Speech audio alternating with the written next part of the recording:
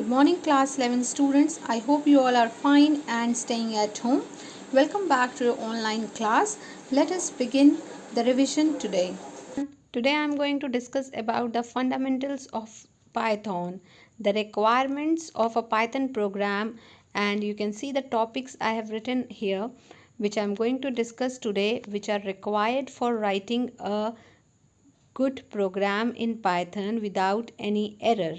So let us begin with the Python character set. Python character set is actually a set of valid characters which every language can recognize, which means that in any computer, in any operating system, whatever you are using, whichever computer you are using, the character set must be recognized. The character doesn't change its value in that particular system.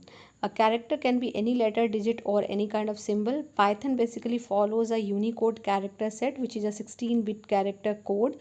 And the example of the character set which you can use while writing a program, that can be the letters from A to Z, small a to Z, capital A to Z, the number 0 to 9, some special symbols like curly braces, square bracket, and parenthesis, greater than, less than, equal to, and there are some other, you can say, white spaces, for example a blank space or a tab.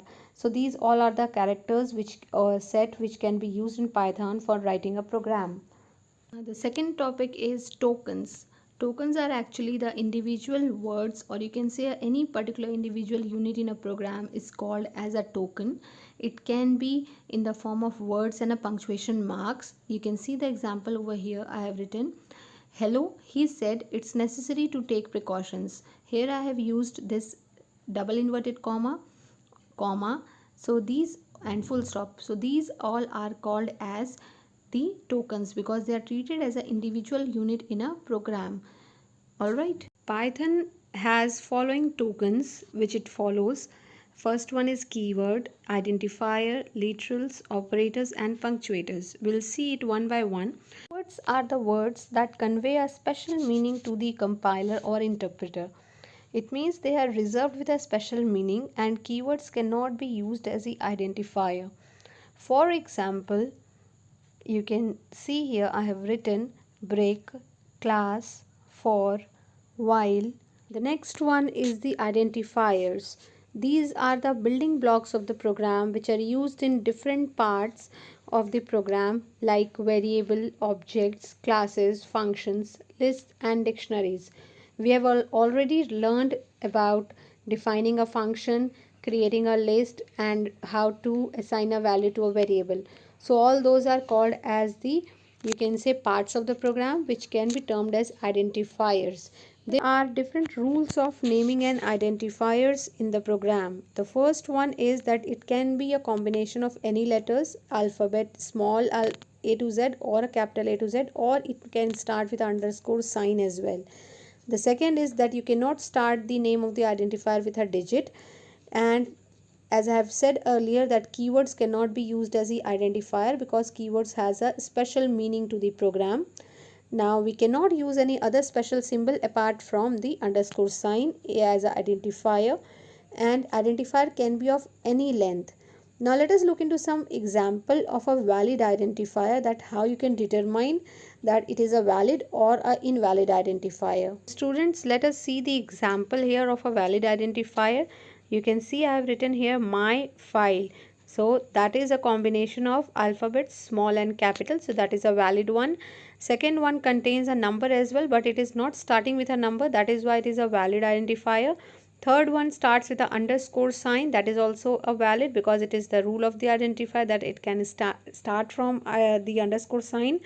Fourth one is the again combination of symbols, letters, and digits. However, only underscore sign I have used. Now invalid one, you can see here that the hyphen sign is used on the first one, data hyphen rec, so that is an invalid symbol. Break is also a keyword, it cannot be used as the identifier.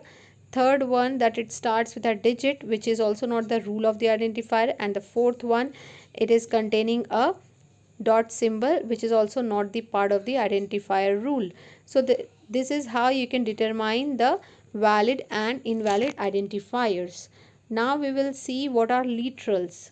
Literals are the data items that have a fixed value, or you can say the constant values are said to be as literals.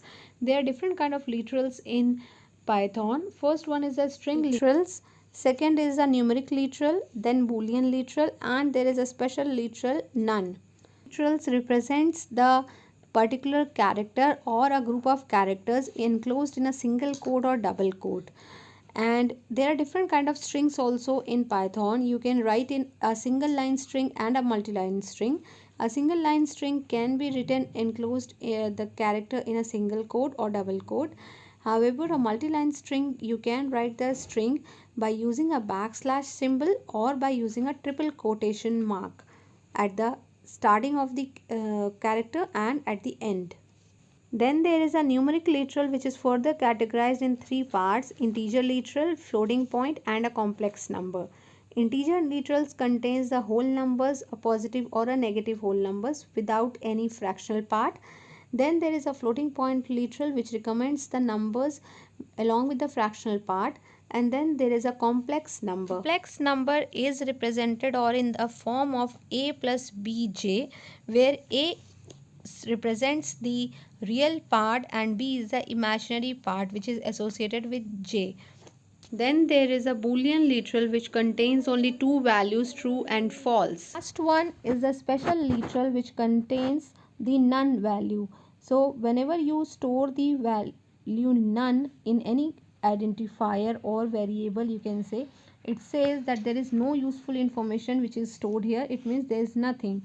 But if you will use the print statement to print that value, then it will show you the output as none, but it does not contain anything. Let us see few examples of the different literals. The first one you can see, that is an integer literal. The second is the floating point literal. The third one is a string literal. Fourth one is a complex number, and fifth one is a boolean literal, and the sixth one is a special literal none. Now let us see the variable assignment in Python.